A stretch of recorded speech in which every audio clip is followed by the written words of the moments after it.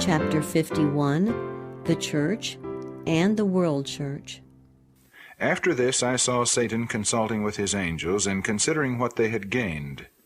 True, they had, through fear of death, kept some timid souls from embracing the truth, but many, even of the most timid, had received the truth, and thereupon their fears and timidity immediately left them. As these witnessed the death of their brethren, and beheld their firmness and patience, they knew that God and angels assisted them to endure such sufferings, and they grew bold and fearless. And when called to yield their own lives, they maintained their faith with such patience and firmness as caused even their murderers to tremble. Satan and his angels decided that there was a more successful way to destroy souls, one that would be more certain in the end. Although Christians were made to suffer, their steadfastness and the bright hope that cheered them caused the weakest to grow strong and enabled them to approach the rack and the flames undaunted. They imitated the noble bearing of Christ when before his murderers, and by their constancy and the glory of God which rested upon them, they convinced many others of the truth. Satan therefore decided that he must come in a milder form. He had already corrupted the doctrines of the Bible, and traditions which were to ruin millions were taking deep root. Restraining his hate, he decided not to urge on his subjects to such bitter persecution, but lead the church to contend for various traditions instead of for the faith once delivered to the saints. As he prevailed on the church to receive favors and honors from the world, under the pretense of receiving benefits, she began to lose favor with God. Shunning to declare the straight truths which shut out the lovers of pleasure and friends of the world, she gradually lost her power. The church is not now the separate and peculiar people she was when the fires of persecution were kindled against her. How is the gold become dim? How is the most fine gold changed? I saw that if the church had always retained her peculiar, holy character, the power of the Holy Spirit which was imparted to the disciples would still be with her. The sick would be healed, devils would be rebuked and cast out, and she would be mighty and a terror to her enemies. I saw a very large company professing the name of Christ, but God did not recognize them as his. He had no pleasure in them.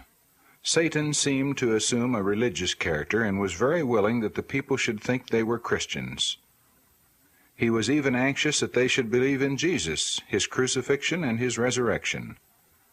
Satan and his angels fully believe all this themselves, and tremble.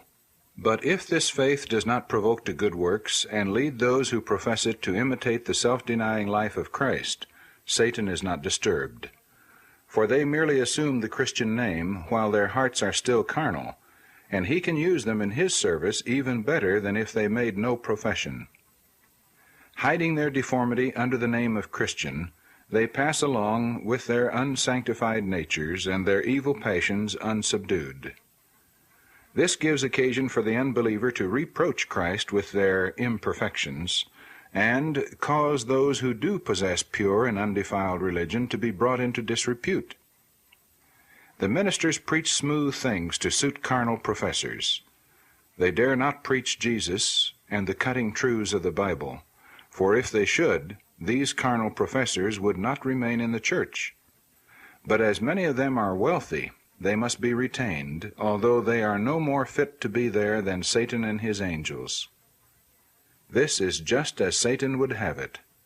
The religion of Jesus is made to appear popular and honorable in the eyes of the world.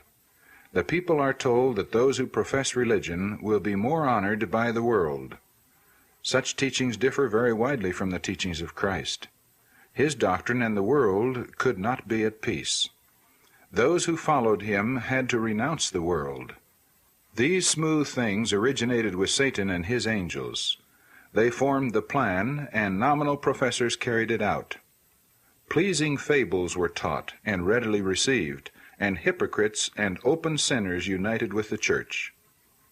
If the truth had been preached in its purity, it would soon have shut out this class. But there was no difference between the professed followers of Christ and the world.